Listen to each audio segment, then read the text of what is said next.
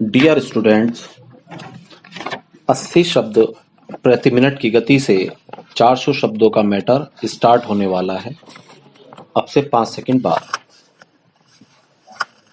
Start. प्रस्तावना। राजनीति में आधुनिकीकरण एवं परंपरा का अपना विशेष महत्व होता है।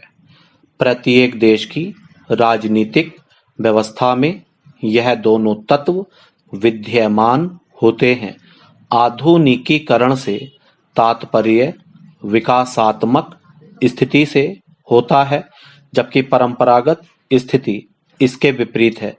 आधुनिक समझी जाने वाली पाश्चात्य सभ्यताओं में भी परंपरागत तत्व कहीं न कहीं अवश्य दृष्टिगोचर हो जाते हैं। इस दृष्टि से भारत की राजनीतिक व्यवस्था में भी परंपरागत एवं आधुनिक तत्वों का सुंदर समागम दिखाई देता है।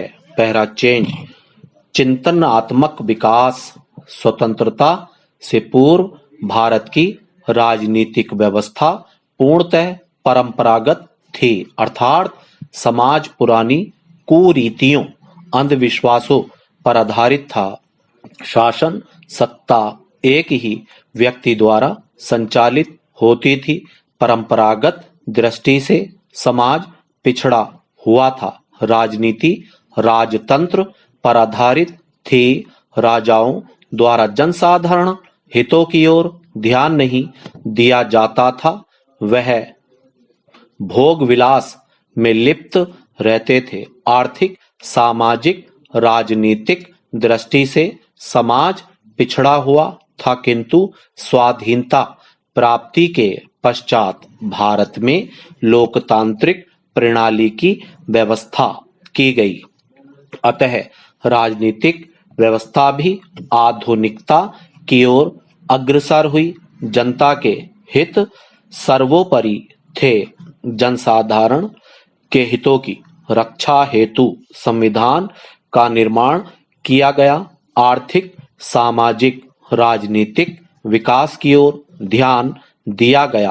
राजनीतिक संरचनाओं में आधुनिकीकरण को अपनाया गया। कहने को तो राजनीतिक एवं सामाजिक व्यवस्था में आधुनिकीकरण का प्रवेश था, किंतु वास्तव में भारतीय समाज में से परंपरागत प्रभाव अथवा परिस्थितियां पूर्णतः समाप्त नहीं हुई थीं। समाज में रूढ़िवादिता, अंधविश्वास, जातिवाद, अशिक्षा अभी विद्यमान थी। अतः भारतीय राजनीतिक व्यवस्था में दोनों तत्वों का समागम आज भी देखने को मिलता है। पहला चेंज। उपसंहार।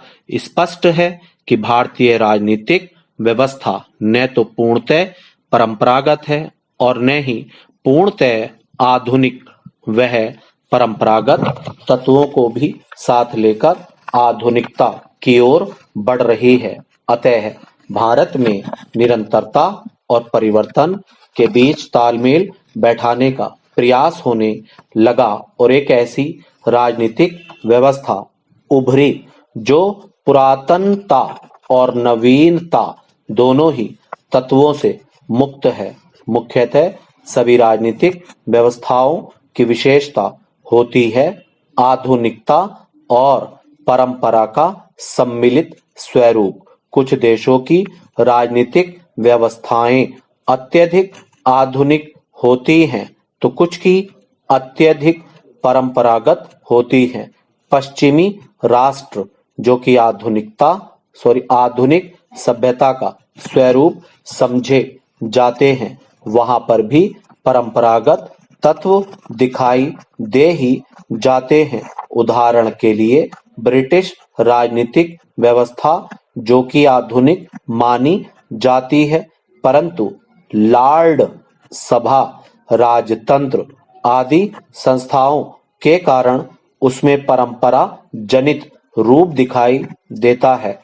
तीसरी दुनिया के देशों ने द्वितीय विश्व युद्ध के पश्चात आधुनिक समझी जाने वाली पश्चिमी राजनीतिक संस्थाओं को अपनाया, किंतु समाज यहाँ के परंपरागत ही बने रहे। स्टॉप।